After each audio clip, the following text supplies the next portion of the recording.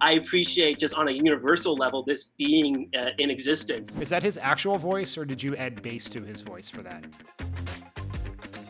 Welcome to another episode of Campaign Experts React, where we break down 2020 election ads and political media, explain what the people behind them were trying to accomplish, and decide whether or not they did a good job. I'm Dan Pfeiffer, former communications director for Barack Obama. Joining me today is Alex O'Keefe, the creative director of the Sunrise Movement, and the man behind the Ed Markey Dealmaker ad that so many of you requested. Alex, welcome to Campaign Experts React. We're very excited to have you here. Thank you. Yeah, it's surreal to be here. I will say that in the very short but storied history of this YouTube series, we've never had a piece of content more requested. So we're very excited to have you here. Yeah, I appreciate it. The reception of that ad has been so good. Ed Markey's desk was thrown out in the hall by the State House bosses. Markey's bill is now the law. I'm Ed Markey. I'm running for Congress because I want to fight for the principles that I believe in. The bosses may tell me where to sit.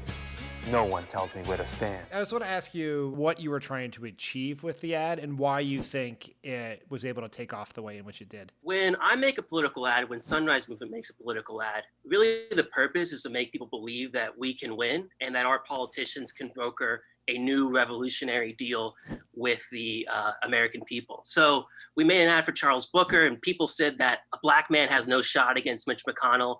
We're going to lean into that. We're going to show why a black man is actually the perfect contrast to Mitch McConnell. They say a Kennedy has never lost a race in Massachusetts. So with Sunrise, it's always our strategy to lean into a controversy we believe that we can win. That's kind of rare in the Democratic Party. People try to play it safe, but we want to expose the contradictions of the political machine and assumptions about electability that are used to tell us why we can't demand more. I'll be honest, I believe the left has been pretty bad at narrative for the most part for a very long time, say for your campaign with Barack Obama. Liberals are really stuck on this narrative that relies on pointing the finger like, don't you feel sympathetic? Why don't you feel sympathetic for these poor people? And that alienates a lot of people. It's moralistic. But if you can actually connect social justice to things like The Departed and Jimi Hendrix and Old Town Road and cool guys from the 70s who have cool hair and nice suits, that's going to bring a lot more new people on board. Elijah wants to know if the song choice and some of the slow motion walking shots were a reference to the intro to the new Pope. It was a reference, I think it was a very obvious reference to The Departed, the #1 Boston, Massachusetts movie of all time. We actually watched The Departed with Ed Markey to prepare for this ad, and writing the script, we turned on Gimme Shelter by the Rolling Stones. We were trying to get into Massachusetts mindset. I think we landed it. When Ed Markey says in the ad, well, they call me the Dealmaker. Is that his actual voice, or did you add bass to his voice for that? Yeah, we added bass to that and echo. That was the last line we actually recorded. We recorded the entire script and then we went back and added that Dealmaker line. Markey was really concerned about, like, I don't want to seem like I just will negotiate and compromise on my ideals. And leaning into deal making as a progressive seemed off kilter. It's Trump's thing. And so remaking that was a little scary at first. And we had to work with the team and really explain why it could be reclaimed and why Markey should claim in the future in 2021 when we're trying to negotiate the Green New Deal as the person that you should listen to will negotiate it. The first ad we're going to watch is a bio spot from Alex Morse, who's running the congressional primary in Massachusetts. My oldest brother Doug was born when my mom was just 17 years old. Holyoke was struggling as factories moved overseas, but my family never gave up. My dad worked at Corando meatpacking plant. My mom started a daycare in my childhood home. I won a scholarship and became the first in my family to earn a college degree. Back in Holyoke, jobs kept leaving and drug overdoses went up. Growing opioid epidemic here in Western Massachusetts. My entire life, the same politicians were in office, and life just kept getting harder. So I ran for mayor when I was just 22. We're going to change the way that Holyoke does business. We're going to change Holyoke politics. People told me to wait my turn, that we couldn't beat an incumbent who had been involved in politics for 30 years. In Western Massachusetts last week, a 22-year-old landed his first job. I became the youngest openly gay mayor in the country. Together, we've brought Holyoke back. When a local coal plant closed, we created jobs with a new solar farm. After drug companies poured dangerously addictive drugs into our town, we sued Big Pharma until they paid for the opioid crisis. But we can't do more without leadership in Congress. Our representative in Congress, Richie Neal, is Wall Street's favorite Democrat. He's accepted $700,000 from Big Pharma over his career. He killed a law to stop surprise medical billing after health insurance lobbyists donated $54,000 to his campaign. And when the economic crisis hit, Neal opposed funding paychecks for working Americans, but supported Trump's slush fund for corporations. In Holyoke, we're doing everything we can to save lives and save jobs during this crisis. We deserve a representative who does the same, who goes to Congress to represent us, not Wall Street, not Big Pharma. We deserve a representative who will fight for Medicare for all, a Green New Deal, and economic and racial justice. After 32 years, Richard Neal knows how Washington works, but I want to change how Washington works. I'm Alex Morse, and that's why I'm running for Congress. So I wanted to have you on to break down this ad for a couple reasons. One, it seems thematically similar to some of your work, but what I think is interesting about it is, in some ways, it feels like a traditional political ad, right? It is, here's his bio, here's the contrast, here's the campaign contributions. Yeah. Yet it has all the elements of typical political ad, but the sum is greater than the parts. I'm wondering, A, if you think that's true, and B, why you think that is. I'm biased because this ad was actually produced by a Sunrise Movement volunteer that I helped train a year ago. We've been training hundreds of young people across the country to be able to make political ads like this one and swing local elections. This ad, I think, is what aesthetically, without super PACs, this is what politics looks like. Movement created, movement powered, and there's an intangible thing, like you're pointing out, when it's literally a young person who was trained by a movement producing the ad. Morse needed to connect his bio to a history of progress to say the establishment is not attacking me. They're not afraid of me. They're afraid of us and all the progress our movement has made. There is this thread between your Markey piece, the Booker ad, this Alex Morse ad that dates back to what we were trying to do in 2008, is when you are working for an insurgent candidate, one of the things you have to do is convince people they can win. Bernie Sanders' campaign did this quite well, both in 2016, 2020, even if the result wasn't what they thought. And I think this Morse as it does it very well, because as you point out, on paper, Richie Neal has been around for 30 years. He's got all the establishment support. What I think is interesting and effective about this is you watch it, it's like, oh, he sort of shocked the world when he was 22 and 1. He did things. It is possible. I can be part of something, right? It is as you point out, it's about the movement. I was also struck by what you said about how this ad was made by someone trained by the movement. What I took from that is you were saying that someone who does not have a long career making political ads makes a different video. In some ways that's intuitive, but help me sort of unpack that.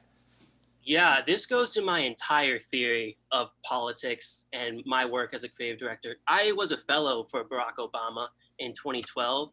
It's really what birthed my political involvement.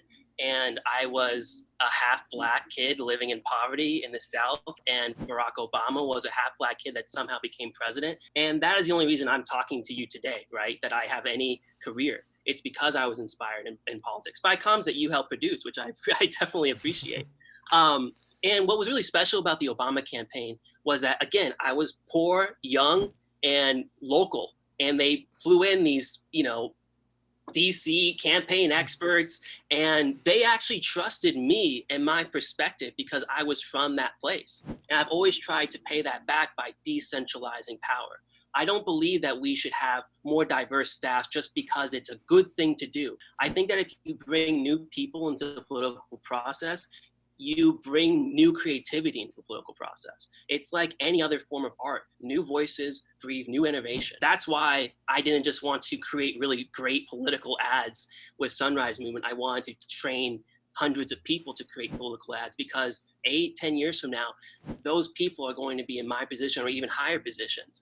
And we are creating a bench. I'm on the left. I've lost a lot of elections. I gotta be honest with you. I'm very used to it. So I want to build up our power to win more elections. That's really awesome. And it's super exciting to hear about that work and that that's happening and that it's bearing fruit, like in the video we just saw. The next ad we're going to watch is a funny video from the Biden campaign. I like to drive. I used to think I was a pretty good driver.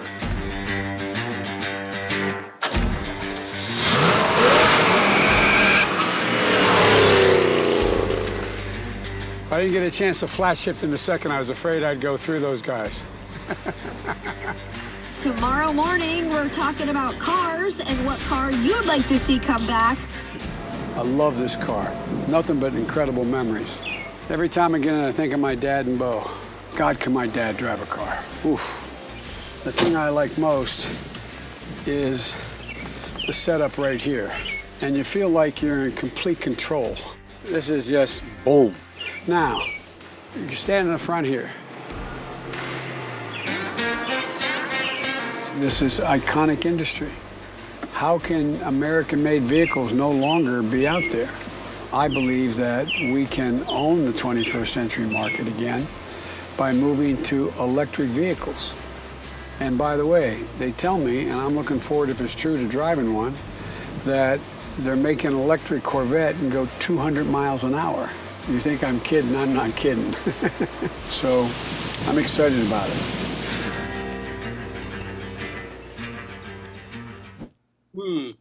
Alex, what did you think of this video? If this ad makes Joe Biden cool, then Jay Leno is a badass motherfucker. I really like the premise. We can stop climate change and drive cool cars in the process. It hits back at the sacrifice narrative that's commonly associated with climate action. You know, the Green New Deal is going to take away your cars and your cows. So Biden is taking Sunrise Movement's central message and saying we can have more nice things by dealing with the climate crisis. But here's like what I take issue with is, okay, I heard they're going to make electric ones. It's very passive. He's in the passenger seat. He's asking us to become the most powerful man in the universe. Put some power behind it. You know, when I'm president, we're going to have a Green New Deal. We're going to create millions of manufacturing jobs producing sick muscle cars powered by the damn sun, Jack. That's the Biden I want to hear. You know, progressive nostalgia can't just say, hey, remember the good old days when dads drove cars? Our nostalgia actually has to present an alternative history. Like, look to Obama's speeches in 2008, which traced abolition to freedom riders, to suffragettes, to today. And it makes you think, oh, there was an alternative.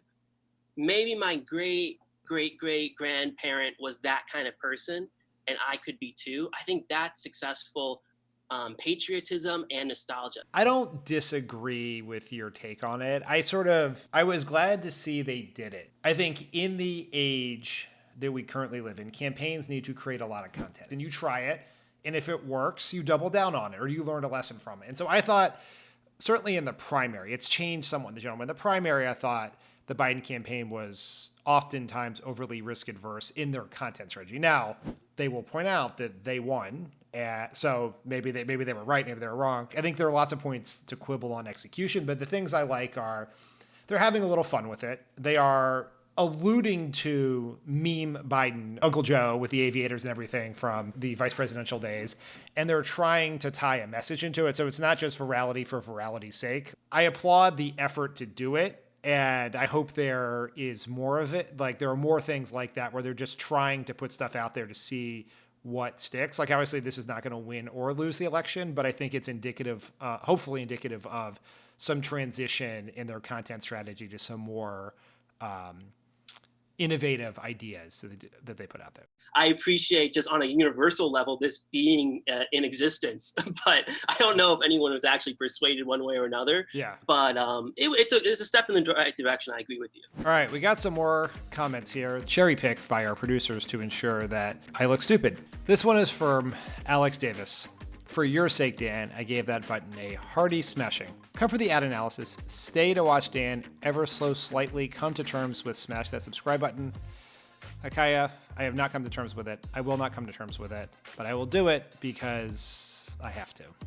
This one is from Steven Zellick. Here early because I smashed that subscribe button. Part emoji Dan. Well, Steven, thank you for making me feel a little bit less bad about the dumb things that Elijah and Neil make me do.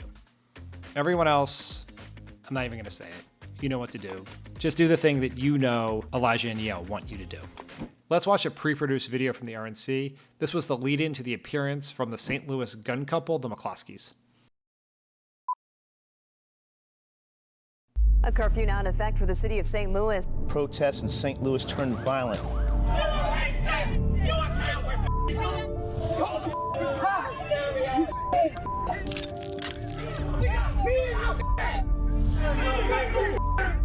Mark McCloskey says he and his family have been threatened with violence. Under Missouri law, you have a right to defend your home and the lives of your family. A search warrant has been executed at the home of Mark and Patricia McClosky. The husband and wife attorneys charged with pointing guns at protesters. They were simply trying to protect their home.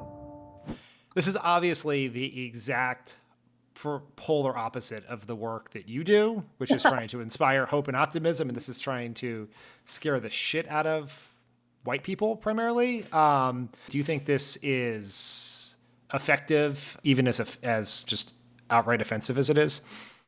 What it lacks in subtlety, it certainly makes up in racism, Dan. Yes. Dog whistles are air raid sirens in this one. It's obviously his suburban strategy. What's good for Trump? Well, listen, this is playing on tropes and narratives that are intrinsic in the fabric of America. It is probably the most effective racist trope that Black men especially are going to break into your home, rape your wife, kidnap your children, steal your plasma screen TV, and you need to buy a gun to protect yourself. It's a scary ad. It's a scary ad not so far as I believe it's going to motivate people to vote, but it's a scary ad because I believe it will motivate people towards more violent ends, more aggression. I don't think that it is effective, though. The Republicans have kind of jacked up the suburban strategy to 600% with this new idea that the Democrats will abolish the suburbs. Joe Biden will abolish the suburbs. Yes. It's just a little too fantastical for most people, I believe. I think he probably is better with a message like, we can make America great again, and take credit for the last economic recovery. You know, Joe Biden is Antifa super soldier. The suburbs are being abolished. All of that is speaking to an America that most people don't see. That's what you believe if you watch Fox News. And that ad, I think, like so much of this entire Republican convention and a lot of what Trump does, requires an advanced degree in right-wing media to understand the context. We do a lot of Trump ads here, and we haven't done a particularly good one yet because they can't help themselves, basically, right? Like they circle around the strategy that could possibly work, and then they just have to over-torque it so that they can get like the dopamine rush of Tucker Carlson and Sean Hannity being happy about it. So, Alex, thank you so much for joining us here on Campaign Experts React. It was awesome to meet you. I love the work you're doing, and I'm very excited to see what you do next. I really appreciate you bringing a movement on here to talk about ads, and there's a new future out there, and young people are leading it. So a lot more to come, a lot more creativity to come. This is awesome. Thank you so much, man. Thank you for watching these ads and videos with us. If there's anything you'd like us to break down in the future, please let us know in the comments. See you all next time.